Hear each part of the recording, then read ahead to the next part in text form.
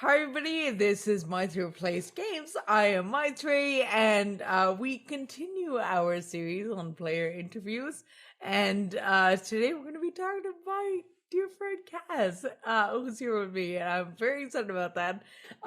Because as you've all heard me say a million times before now, it kind of doesn't matter how good of a GM or a game designer you are. You're really only ever as good as your players. And I have been very lucky in that I've been able to meet some like tier one players over the last little while. And I am just so excited to have one here with me today. Kaz, I want to throw over to you first for a quick introduction of who you are, the projects you're working on, which are numerous and very cool. And yeah, if you want people to find you on the internet, where can they do that? It's not zooming. Oh. Hi, I'm Kaz the DM. I am a artist, a freelance artist, and a DM, and I stream over on Twitch. I post my art on Instagram and Twitter, and I do a lot of cool stuff. The main project I do is Thrown Top Sands. It is a 5th edition homebrew setting based in a non-Eurocentric setting, based in Japanese and Indian folklore, called Treleo, and that's done. Or that's actually starting back on October 2nd. But we've been up doing streaming that over on Twitch, and I stream on Tuesdays and Thursdays as well. I will be putting all of Kaz's links in the description box for people to check out as well. Before we get into the questions I want to ask you, you have a very cool thing in your background that I desperately want to talk about. Could you please tell our gentle viewer what it is that they are looking at? I shall. It's very dusty. This is a birthday present one of my oldest players gave me for my 24th birthday. It's my most recent birthday. It is all my favorite NPCs and my favorite PCs I've played since I got into the hobby. This is Argoske. You can just about see Kira, Time and Shiki, his pet dog, Sage, Kedik, who was a being of a dragonborn. You can't see them because like the frame has knocked them down. Adiodas, Ermia, who's my avatar in most things, and Fuego, who I also have. That was by Georgia. She's my oldest player. She still plays in Thrown Top Sands and every other game I play in. That's amazing. Is a little crochet Fuego made by Sam of McConkey Squadron, who is the DM of one of the games I play in. His girlfriend Paris made this for me. And when I went to Canada, love that. I have recently had a GM be like so into my character that they created something around my character. The first time that's ever happened. It feels really wonderful, doesn't it? Well, like it feels amazing. My heart sings. Like when I got like the card, first of all, that like I couldn't stop looking at it, and every time I look at it, my heart just glows. Honestly, and, like there's just I don't know. There's something about knowing that like what you're doing is so meaningful to another person. Like that's that. Yeah, like I haven't got any pictures of it, but like talking about like play like because I've been a GM most of my time in the hobby. One of my like Georgia, who did the card, she in our first campaign, she actually like she studied like jewelry. She's a jeweler by trade, and she studied like making prints and stuff. And she leather bound her own journal and made like a pendant based around her character, and it's insane. And like this is all just like stuff for the first campaign. That is so cool.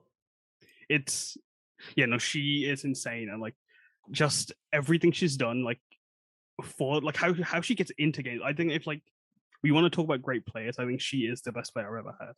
That's incredible. I definitely want to come back to that and ask about her. But to bring it back to you, because honestly, like you talk about Georgia being an amazing player, like I know for a fact that you are an amazing player. Like maybe you're a GM primarily, because that tends to happen. But like but you're an incredible player.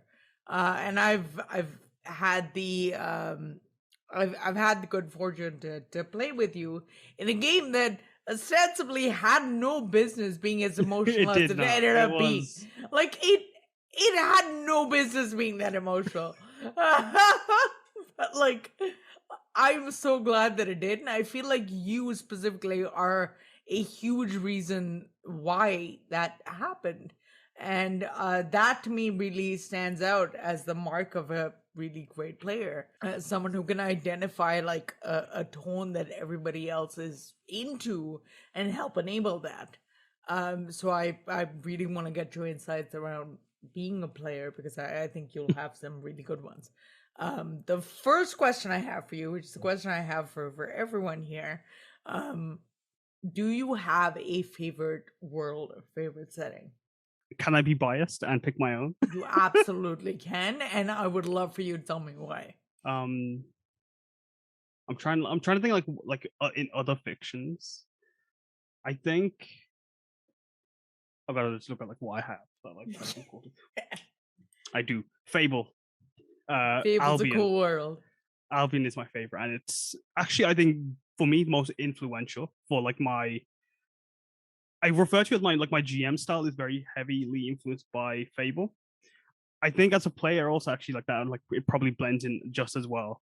Um, I think the humor of Albion's just humor, and just the way people are in that setting is just so silly, but like it's rich if you want to like go into it, and like that's a philosophy I've taken in full strides with my own world building and my own set building, and which is why I also would like to say Shreleo is my favorite setting that I've made, because it's very you can be very face value of it, but then when you go into lore, it can get very deep and go very far, even if like I haven't got all the nitty gritty of it. That's awesome. I love that. So settings that maybe like at first glance maybe look a little superficial, not superficial, Mm, but like but they have a strong aesthetic yeah, value. But the second you start diving into it, there's so exactly. It's much not. there. It's like you come into think, oh, this is just it's just very pretty to look at, it's very substantial, but Exactly, then no, it's exactly. not substantial. Sorry, it's like yeah, superficial, but Yeah, then it's got a lot of substance yeah, behind yeah. it. Exactly. Um, That's awesome, man. I That's think very cool. like I've never played the Bloodborne games, but like I've heard a lot about like Bloodborne lore being very much that as well, which I don't think I'll ever play a Super Bloodborne game, into. but like just the idea of like if you want the lore, like is like, but Yeah. you can get Honestly, very deep with it. I'm Is my favorite. such a sucker for lore. Like, I love lore. I It's do not care about 40k at all, I but I love the lore. I'm so here for 40k lore, and there's it's so much of it. I know, and that's funny that you say that because like it's this week has been almost consumed with me just watching videos on 40k lore, Man, and I know it's a so little. great. It's insane. It's just like and just how much depth to it. Like it's wild because like I almost feel like it corrupts my world building and my lore Oh with yeah, how no, dark it it is. I'm like definitely no, does. Like I like all of a sudden, yeah. everything's a little grimdark. Ooh no, I would like to move away because like I personally have a very like Ghibli aesthetic. I say for my world building, but then Amazing. like so I avoid it like the plague. But like I'm like, ooh, this is actually really interesting. But once I feel like, oh, this might actually seep in just a bit too much, oh, I'm gonna stop there. I'll come back to you next month. Amazing, amazing, amazing. And That it's that does then lead me to my next question, which is, do you have a favorite system? I've only like you know like how many times I've spoken about how like I've only ever played 5V and like a few other like 4E, Fate obviously because that was Blade of the Anta. Yeah, There was Dusty Outlaws was actually a very interesting one. nice. Um, and the Labyrinth. Have you played the Labyrinth I have tabletop game? not. That's It cool. is so fun, and you'd be surprised how easy it is to break. Have a character that has a briefcase full of doors, you win. It's very, Amazing. it's very entertaining. Amazing. Um, but I think for the sake of the fact that like I know it the most and I can manipulate like the way I want to make it what I want of it, 5e is would be my natural pick. But I would say Fate has given me a lot of things to pick. And like Dusty Sure. Yellows as well. Like I really enjoy how like those two systems are very narrative. And Right. like I was actually testing last night with my players popcorn initiative because Fate Love that it. Fate game was popcorn Love and Poker Initiative. Yeah, like my play is it called Polka Initiative? Or was it Popcorn I Initiative? have no. I have only ever been calling it popcorn initiative. Like Oh my that's what god. I know. So for that one person watching, the premise of popcorn initiative, what it is basically it's different from your standard initiative where everybody rolls and then hierarchically like you figure out like who goes where based on how high or low people roll. Popcorn initiative is a different way to do initiative where you as the player identify who goes after you. So you can kind of go through all of your players and then whoever goes at the end of this turn goes again at the beginning of the next turn. So there is some element of tactics involved with popcorn initiative because two things can happen. One is you can stack your attack with somebody else. So, as an example, with 5e, for example, you may like, all right, as a druid, I'm going to cast Entangling Vines. Popcorn initiative, next one I pick is going to be the cleric or whoever to do a call Take lightning advantage, on yeah. the entangled people. Mm. And so you can kind of stack your attacks to be tactical in that way. Or you can make sure that, like, if you let the bad guy go last, he's gonna have 2 turns in a row. Yeah. So you need to make sure like you are effective in who goes next. And Kaz and I had been talking about popcorn initiative. I kind of love popcorn initiative generally, but within the 5e context, because so much of combat is rooted in the action economy, I really like it for fights that have a temporal fuckery. Like fights that where time is warping in an unexpected way, initiative doesn't work as it should.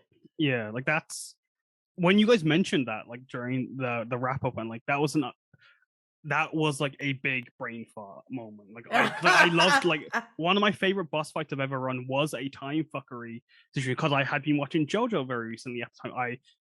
That's actually another theme in my DM style. When I watch an anime or whenever I watch anything, expect the next few arcs to be heavily influenced by what I've been watching. Like I watched Evangelion, big ass mechs for like the next few sessions. Sorry, but like it's just how it is. JoJo, time fucking. I apologize. I should have asked this. You really don't have to. This is not a child-friendly channel. Wonderful. I did want to ask, is it okay if I swear as well? Because I always forget to ask. No, we swear in this house. Don't worry. Perfect. Yeah, like the whole like messing with time aspect of it. But like when I tested my plays, I explained it very badly when I spoke to them about it in person. But then when we started playing and testing it, like and they came into the tactics of it, and they were thinking a lot about it. I'm like, this is it. It's working. There is still like there's few things like we're like worried about kinks wise, like big group fights and like big like certain sections, how that would work out. But I think in general it would be like very very helpful for like faster combat. Is my the way I advertise it to my players. And it like that's what really Fave helps was. with that quick resolution. Like that's awesome. And did you? How did you like it as a player? Because that was I loved it. Awesome. I felt like because my style, like I think as a is it in my style and just like RPing is very narrative. I'd like to think, and so I felt like it's very easy to lend a narrative flow with how you pass initiative around and how you take someone else's initiative, and that's interesting. I think that's it lent very well to like the way I approach combat, which is more narrative and cinematic. Yeah, that's awesome. That's a really really good design. I had not really thought about popcorn issue from that perspective, but that's interesting because like I actually took that from you because like when you guys were talking about how like fate feels very narratively like relevant or like it puts a lot more focus on narrative. And so like that almost was like, oh yeah, that explains why like popcorn initiative like is so narratively interesting. Yeah, that's interesting. I find it particularly interesting now talking to you about it because light bulb is going off in my head as well because I've really only ever considered popcorn initiative to be like very tactical. But the more I talk about it, the more I kind of like spend time with it, the more I can see like the narrative and the cinematic value it's of it. I think it lends very nicely to both, and like both of those styles appeal heavily to my style of play. So like like I felt like it made a lot of sense for me to like get very intrigued in it, and I'm very glad like I got a chance to experience it with you guys, because like it's dope. Become no, it's like I still think about like the that initial first fight we had as a group, and how the combat felt very just like a lot more cinematic than 5e even normally. Like I feel like it forces you to be more narrative almost in your descriptions, compared to in 5e, oh, I just want to hit the thing. But then in like with that like I felt like everyone was very much on their toes, and they wanted to be more descriptive with it. Yeah, absolutely. One of the other questions I have is, do you have a favorite mechanic from any system? It sounds like Popcorn Initiative is on that list, but do you have any others? As a player specifically. I think it might actually, it might be Popcorn Initiative. I can't think of anything from 5e that actually speaks to me mechanically, other than like I don't know if you've ever played an Echo Knight Fire. I've not. It's the idea of it is basically you have an echo of yourself, and that like is just a copy of you, and you can move it around and it fights for you. But if it gets hit and it takes damage, it dies. So like it's very like it's another like form of tactile play, but I also be very narrative when I make it like connect to my character, and I enjoy like that's one of my favorite like classes to play because of the mechanic of it. It lets me play with movement and range, because I think like I think there's not like one specific mechanic that speaks to me. I think it's just combat in general. Popcorn Initiative adds to that as a part of the system. I love that. I love that. You know, man, I feel like I'm gonna be shilling for Savage Worlds on here, and like that's not my game. I just know a lot of people who like Savage Worlds, but like oh, Peg, if you want to send me a check, I'm not gonna say no. But anyway, one of the things that I really like about Savage Worlds that I think you would really like if you like combat, and this was something actually my first player interview that I did with my buddy Dylan. He articulated it so well, which was that one of the things Savage Worlds does really well is to resolve complex combat actions. And like that's the thing with 5e is that I feel like combat is probably one of the weakest parts of the system. And like 5e is my bread and butter system too. Like I have the same experience you do, where I feel like I know it well enough that I can play the kinds of games I want to play and tell the kind of stories I want to tell. But within that, like I have enough fucking realization and self-realization to know that like combat there are some things that could be done better. And one of them is combat action resolution. And I find like a lot of players struggle with like pacing combat as well.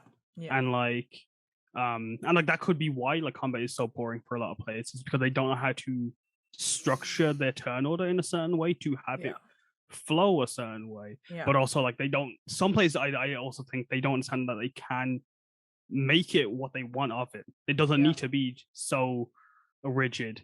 But there is also the initiative. You've got to know what you're doing at the same time. So that is like I can see why a lot of people don't enjoy it. And so I'm curious, like, for sure an appeal to it. I definitely want to get you into a Savage Worlds order, because I feel like you'll really enjoy the combat. I feel like you will really enjoy the combat as a player. I've got to know it. I am down for that. It's like I'm gonna get going for us. Amazing. Let's go. Okay. The next question I have for you is, do you have a least favorite system? And I do want to caveat the question, because like I realize it sounds a little contentious, but like my game is not to be like, let's be malicious and petty and shitty. It's really just to be like, you like a certain kind of play. Within that framework, are there mechanics and systems that don't really work for you? I think it ties in with the reason why 5e is my favorite system. 5e is also my least favorite system. Yeah, no, I get it. I get it. Because you know so much about it, and you know what you like. Yeah. And I actually had a very bad experience from a recent game where like combat just didn't like. I rarely ever feel bored during combat, or like I rarely ever dislike a fight. But this DM just runs combat in a very specific way. Like I do not like it, and like that's like the whole like how everyone interprets different rules and how like you have like a certain contention. I think that's the word, contentions, where like you argue about certain rules. Yeah. And I feel like that like is why 5e is so easy to make it less enjoyable. Yeah. And like, cause like as a DM, I do like to open up like the rules to my players, like discuss like what makes sense. But like when like I have the final say, this is how I want to like run the fight, or how I want to run this ruling. And I also like, I just find when when like a DM just doesn't gel with my style of play, I do not enjoy the game. And luckily, I tend to find like I'm playing more one shots than I am big campaigns, because I am that rare DM that prefers DMing. No, I'm with you. I'm with you. I like playing. I love DMing. It's just so much fun. Like it's so great. It's so great. And honestly, like somewhat paradoxically, that's kind of why I do play interviews. Like I want to know how I can be a better GM. Yeah. I want to be a better GM. That's actually that's something I've recently started doing as well. Like with the whole like I do play reviews to see what like I can do better. Amazing. And there's actually one of my tips as a DM, like I think would like when you like ask for like good like what makes a good player, like it like rolls in nicely with my main big tip as a DM is treat the world as its own character. You are playing the world. So I can almost like look at like that, like in that subjective way, like as a DM, I am still playing because the world is I am the world. I love that. I love that. I'm glad. Thank you. That's awesome, man. I think that helps a lot of DMs with a lot of like yeah, and that actually is a good segue into the next question I have for you. And you've talked about this a little bit, but how would you describe your playstyle? Narrative, cinematic. I try to be tactical in most games. I also find I generally fall into a leader role or the comedic relief. It's either one of the two, or sometimes both. But like that is like my role as the that's my playstyle. I think I don't know if that like does that make sense? It does. I totally get that. I feel like it's probably because like you're most comfortable at the like you're probably one of the more comfortable people at the table. You know what I mean? Yeah. So maybe it's easier to do certain things. That's fair. Like to be fair, like there's also like the fact that DC was myself. So like I did not struggle. Such a self-insert. And what's that like? That's so weird. You're the only one that's ever done that ever. Well, Alicia was definitely new character, new OC, do not steal. Please. Yeah. Well, I think my very first like Twitter post like talking about the game and like, you know, inviting people to come and watch. I was like, oh, you know, I'm you should come see me be an overconfident feminist. Oh, also I'm playing a character, I guess. yeah. I'm like here's all the things I do, and I'm playing a game as well. Oh, exactly. Yeah. All right, awesome. Sort of tangential to that then, because you already sort of answered the question. Do you have a typical character type that you gravitate towards? Characters, maybe characters that lend themselves well to being leaders or comic relief, or opposite to that, and you kind of fall into that role? I think I generally fall into the role. I think in most games, it's very rarely. I think the only time I ever create a character who was going to be in the leader role. Sorry, I had to look at my PCs. Which one? I don't actually think I think every time it's been the case, I've fallen into it. And when I think with one shots, like especially for like streamed games, I naturally want to be like going into comic relief character, because like that, like I feel is the easiest to like, because there's so many big characters with who you're playing with. You want to like, you don't want to like take too much space by being the leader. And like, I feel like it just feels very natural to go into a comic relief role. So I usually play a gnome that has a voice like this. Hello, because it's very easy to do. And like I find it like it adds to the comedy because it's everyone. It's just funny. No reason why. No one knows why. It's just a tiny little gnome and postman that has a voice like that. It's hilarious. Objectively funny. Objectively Exactly. hilarious. Love it. It's Love it. science. It's fact. Amazing. And yeah, like- I have little like nuggets of wisdom that's definitely gonna be on there. No postman with high voices. It's always funny. Always funny. Exactly. Always. It's my DM tips. Player tips with Kaz the DM. Play a gnome, make him a postman. Have his goal be deliver an eviction notice to the big boss of the dungeon, and then have him speak with a voice like this because it's hilarious. Player tips. I'm really glad that people that people can get that from the channel. I think it's really constructive. So thank you. He was very fun to play. Sanam was. That sounds just hilarious. Delightful. That sounds amazing. He was like, and I still have like his big, like he didn't have a big speech, but like when like he was fighting the boss and he handed the eviction notice and they just burnt him. Like, you don't fuck with the postman, or you don't fuck with the post office. And like he was very boisterous about like that. He just came into his own. Like he was very like a reserved character. Like he'd have like little moments here and there. But in that moment in the fight, he was like, nah, I'm going balls to the wall right now. That's amazing. That is amazing. No one with that much conviction. I just love it. I love it. I love it. So yeah, I think maybe that might be like how my character plays. Is very just. I have a very realized concept of the character, maybe, and like I'll generally fall into a specific role based on I feel flexible. Actually, I think would be the word that because like with Yanta, I don't think I filled a specific role. Yeah.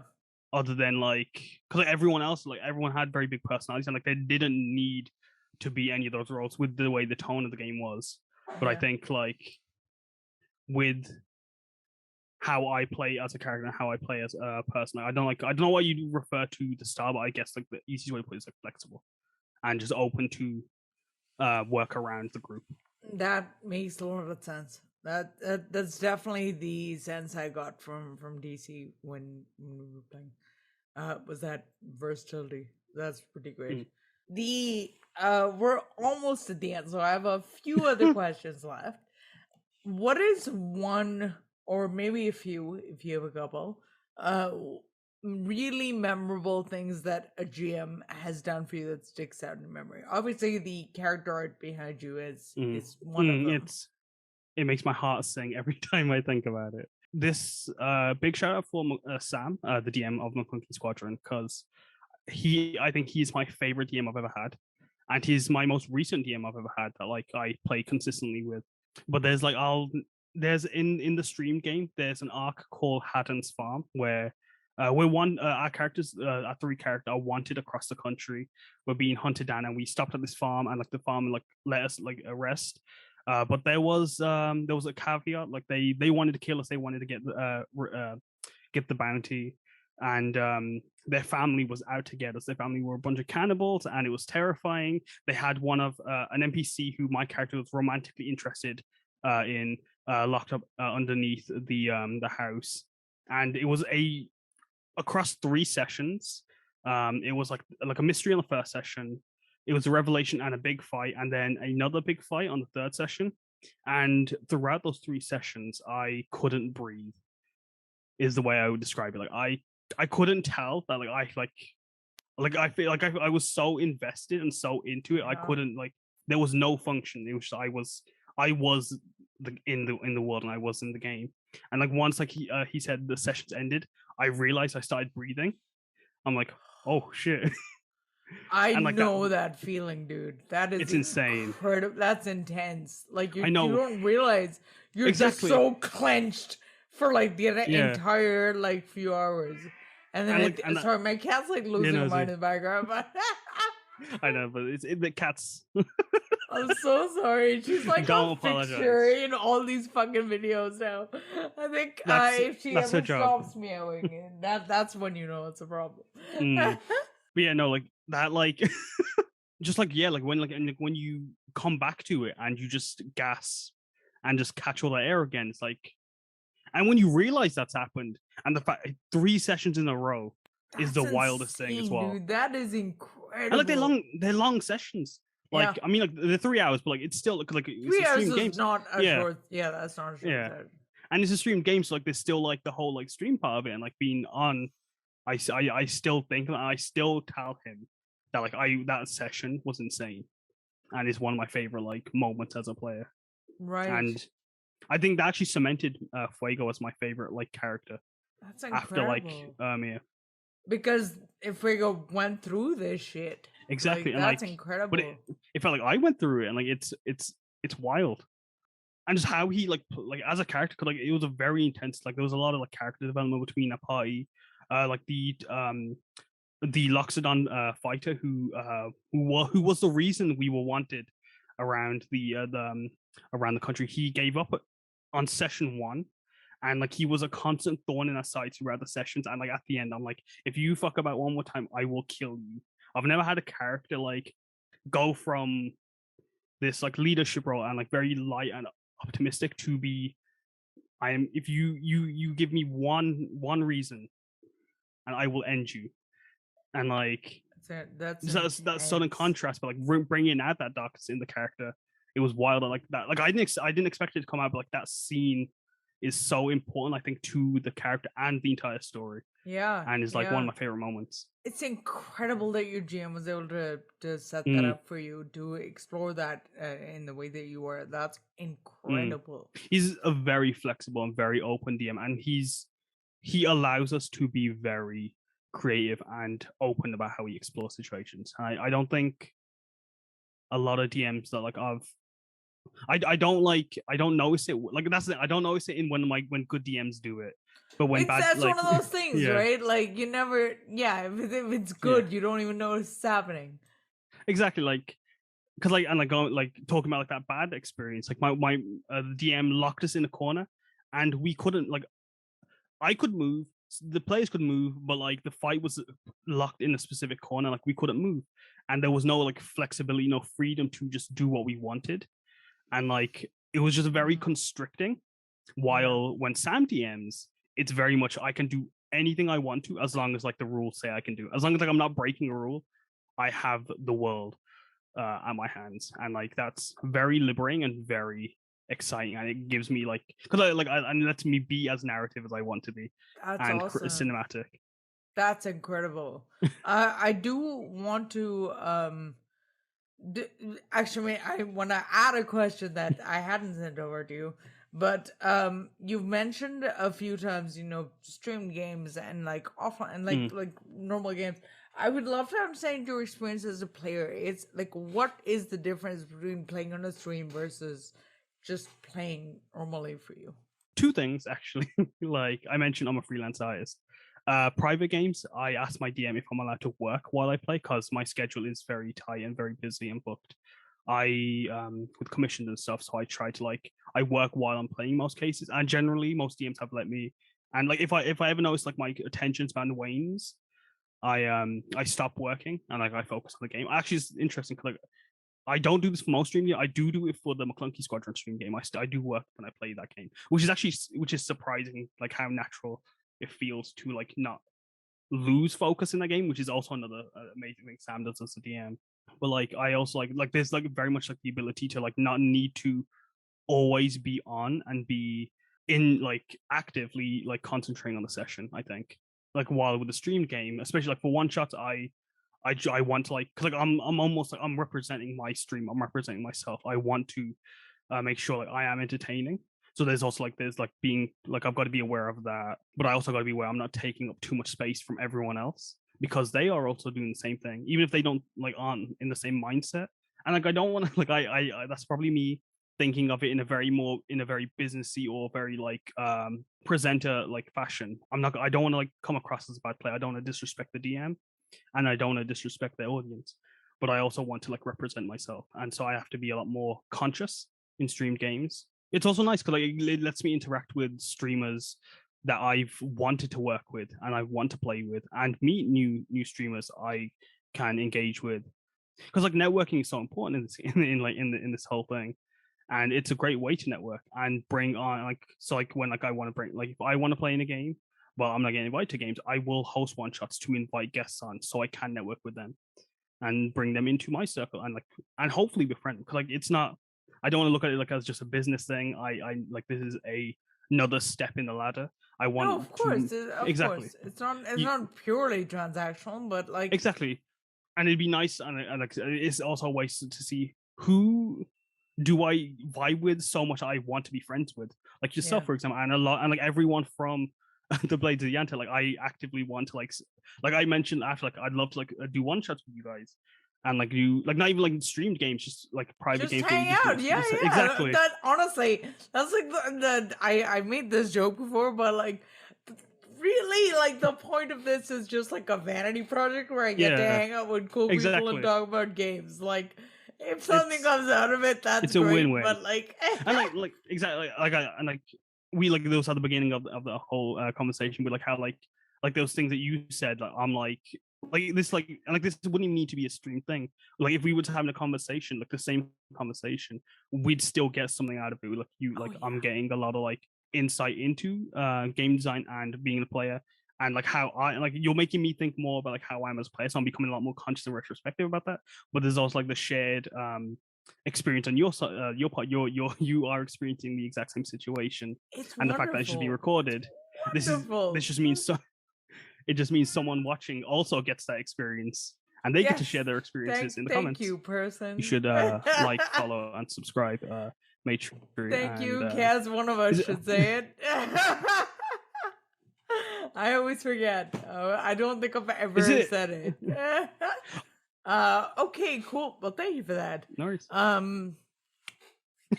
Okay, so I kind of figured this would happen, where we'd have a lot of organic conversation and kind of cover a lot of the questions that I actually have. But I suppose we've already talked about this a little bit, but to kind of be more direct about it and put it in a nice little box for the purpose of this. What elements of a game help it stick out to you, between sessions? What makes you kind of obsessed with the game and think about it between sessions at the table? There's two. The social aspect is when the group make memes of the session. That that is the main one. I miss how. That's actually one of the things I miss with I don't get to do it enough anymore, because I used to when I would do this thing called post-session clarity with my players, because I like to hang out after my sessions 4 or 5 hours where we just talk about the session and just play all back to our head, and I treat it as a way to critique myself and find out what the players enjoyed. But it also gives me time to comb the session and make memes based on what everyone's favorite moments were. But other than that, I think a lot of the RP moments I get to have that make me just reimagine the scene in a cinematic way in my head, I think. And I tend to find a lot of the case that is either when I'm interacting with an NPC, or when I'm just giving very cool evocative descriptions, or a fight, and I'm just remembering how that fight plays, and instead of imagining, oh, this is 1 hour block of oh, it's my turn, this 6 seconds of oh, Fuego's jumping from the trees and he's slashing at all the guards, while Tantrum's in the back, he's choking on something. I don't know why he's choking, but we don't know why, he just is. The imagery, and I like the symbolism, and that's what's, I think that's that's what sticks best with me, the symbolism and the imagery of the scenes that I'm playing out my head on. But then there's also the RP moments and the memes. Amazing. So this game that I'm in, one of the things that we do during the game is we all just sort of post gifs about the thing that's happening, and the GM has told us that one of his favorite things to do is after the session go back through all the gifts and try to figure out what was no, exactly. And we were in the McClunky stream, that's exactly what we do. If we're not making memes, we're sending gifts of the scene as it's happening. It's just fun. It is. And like Sam was like, "Oh, we should put this on stream." And the next GIF was something that should not be on stream. Amazing. And then Sam like, "This is exactly why it's not on stream."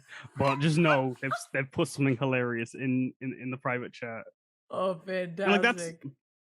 And that's not like, and that isn't exclusive to like on stream games, obviously. Because like, as you said, like that's like when you private games where you just like get gifts sent, and like that's why actually, yeah, that's why I think the biggest benefit of online play is you get to make memes immediately.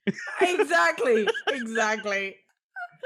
That is, I never considered that as being a benefit of online play, but now I'm never going to stop accepting that that's a benefit, because goddamn right it is. Kaz player tips from Kaz the DM. The biggest benefit of playing online is that you can make memes immediately, so you should. You're welcome. Kaz tips. This is a really insightful interview. This might be the best one yet. I am glad to have provided so much nuggets of wisdom. Amazing. The very last question. No. Oh my god, I was fucking forgetting. I have two questions. I understand. My second last question is: do you get to play as often as you would like to play? It depends. It does depend. It very much depends. Because like I have my weekly sessions of Aurora, and like that's something I look forward to. But I have like my other games I DM, and like I have like they're spread apart enough for me to not like have that like this carries me through the week. Like, you know that feeling where like, oh, it's 6 more days before D&D. Yeah.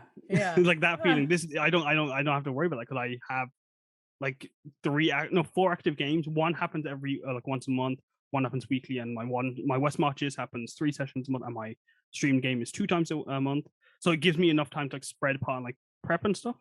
And so like I'm like I say no to the answer.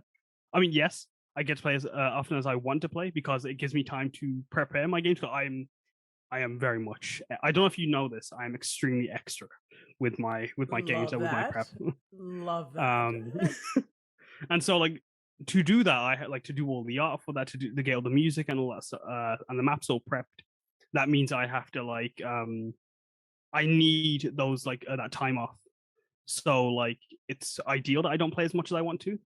But then sometimes I'll watch my friends play or sit in on the session like, what the fuck, man?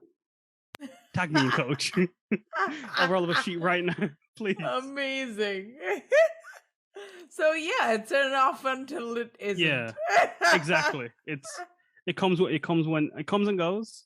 Generally, I'm pretty good at like not like needing to play as much, because like I like again, sure. Like the whole play, like the world is its own character, satiates me, and I feel very satisfied when I play as a DM. Incredible. To not need to play as a player, because I get to. That's very cool. That's very cool. My actually last question now is there anything you would like your future GMs to know? Give me lots of things to do in combat, give me lots of things to pick up in combat, and give me lots of things to hit in combat. And also give me cool characters to bounce off of, and if there's tieflings, expect me to romance them. Player tips. Kaz the DM. No, I mean tieflings are objectively sexy, so I get it. They are I get it. The hottest thing since hell.